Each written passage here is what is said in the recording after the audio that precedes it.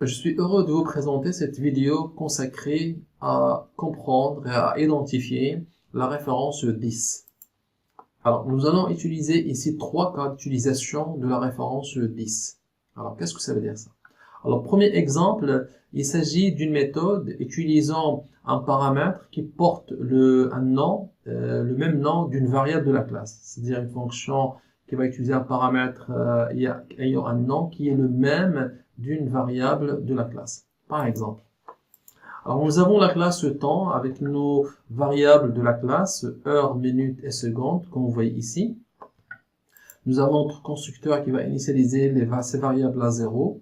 Et nous avons notre variable qui s'appelle cette heure, ayant un paramètre qui s'appelle heure. Ici, on veut attribuer le paramètre heure à notre variable de la classe heure. Donc ici, vous remarquez que j'ai fait précéder heure par le mot-clé 10.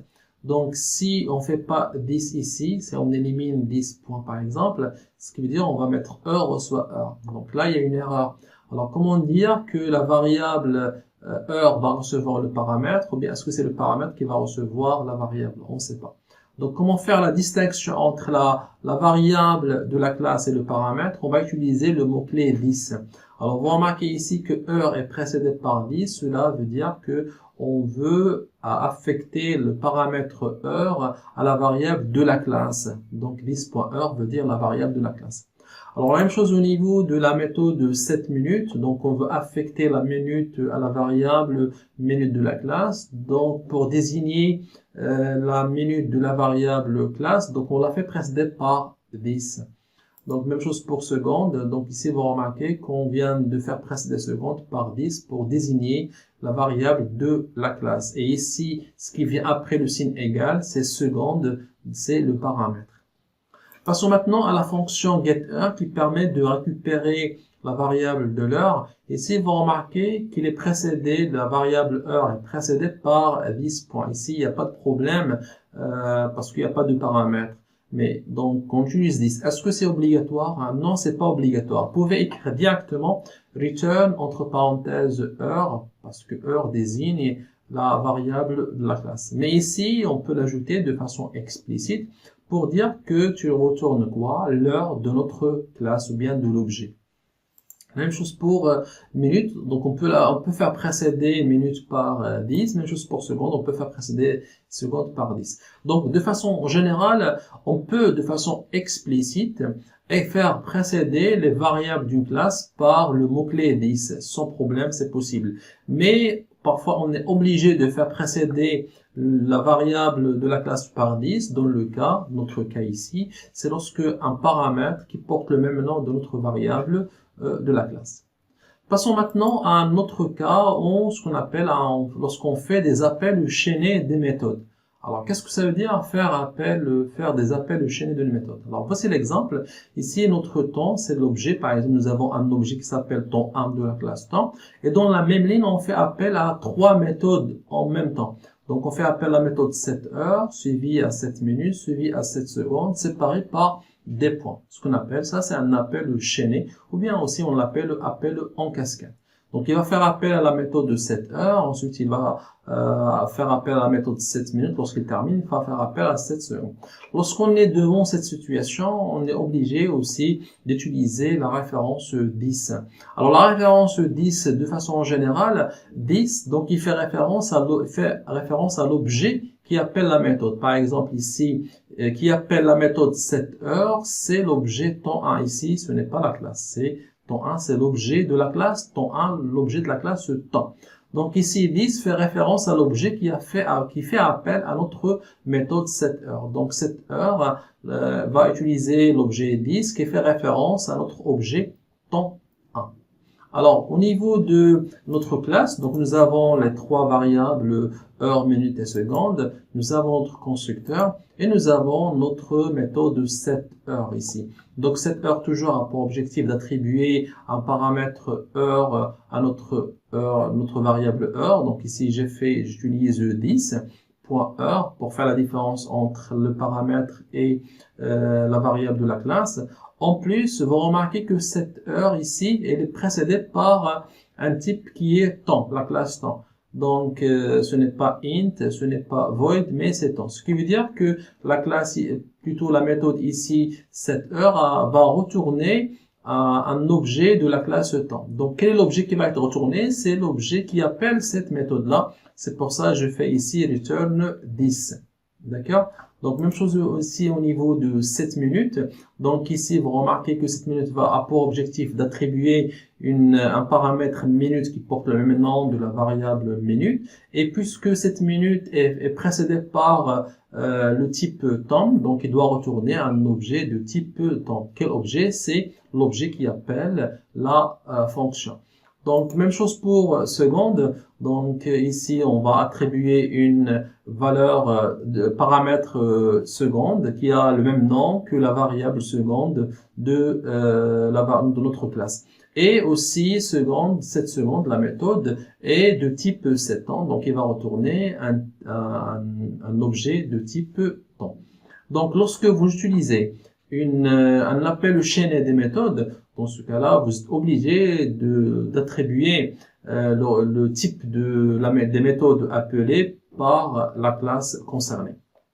Alors maintenant, en ce qui concerne getHeure, donc ça change pas, on l'a déjà vu, donc il n'y a pas de problème ici. Donc return 10.heure pour getHeure. Vous remarquez ici que c'est pas obligé de mettre 10, d'accord? C'est de façon explicite qu'on l'a utilisé ici. Même chose pour minute et même chose pour seconde. Alors, ici, nous allons, par exemple, faire le test de une application pour faire appel à l'objet temps. Donc ici, temps, c'est la classe, temps 1, c'est l'objet. Donc ici, on va faire appel à notre constructeur temps 1 qui va initialiser temps 1 par plutôt heures, minutes et secondes par 0. D'accord?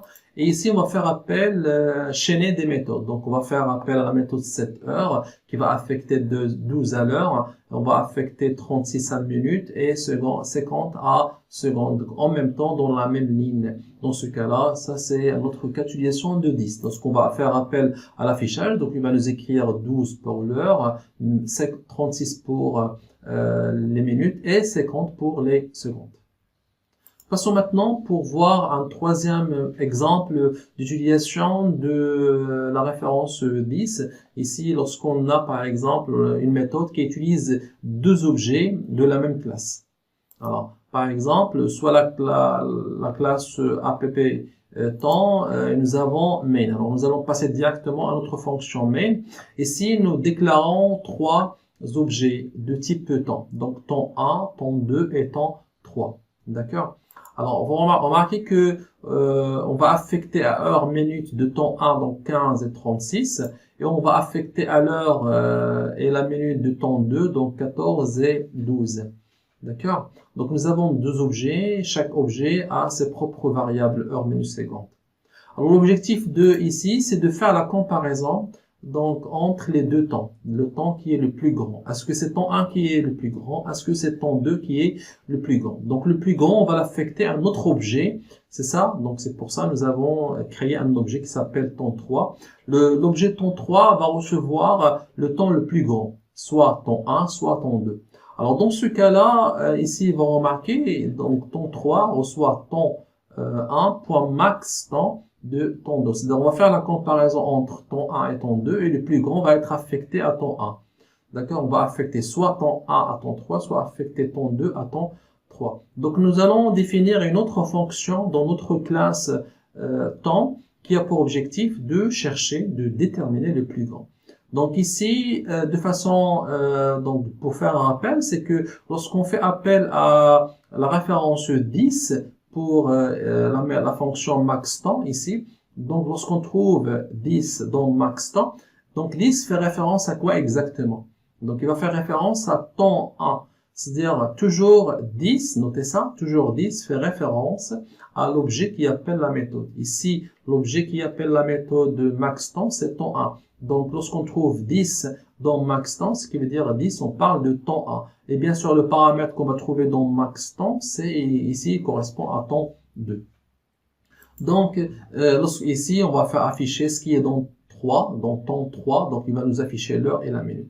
Alors maintenant, nous allons voir le code de la fonction max temps. Allez-y. Donc là, c'est la déclaration des variables de la classe. Là, c'est le constructeur. Là, c'est les méthodes de 7 heures, 7 minutes, 7 secondes. Là, c'est les méthodes getHeure, getMinute, getSeconde. Et maintenant, nous allons définir maxTemps. Qu'est-ce qu'il va faire maxTemps? Alors, voilà le corps de maxTemps. Donc ici, vous remarquez que maxTemps, il est de type temps parce qu'il va nous retourner un objet. Donc, soit il va nous retourner l'objet qui appelle la méthode ou bien l'objet qui est en paramètre. Donc, c'est pour ça il y a un autre paramètre dans la fonction de type temps. Alors, qu'est-ce qu'il va faire la fonction? Donc, il va calculer le nombre de secondes. Donc, on va convertir les heures et les minutes en secondes de l'objet qui appelle la méthode. Et on va convertir les heures, les minutes en secondes de l'objet qui est passé en paramètre. Alors, nous allons ici définir une variable qui s'appelle le nombre seconde 1. Alors, cette variable va recevoir quoi? Va recevoir le nombre de secondes de l'objet qui appelle la méthode. C'est pour ça, ici, vous remarquez 10. 10, ici, ça veut dire que c'est l'objet qui appelle la méthode. Pour notre cas, alors ici, vous remarquez que qui appelle ici la méthode de maxTemps, c'est l'objet temps 1, c'est lui qui appelle. Donc ici, 10 fait référence à cet objet temps 1. Voilà.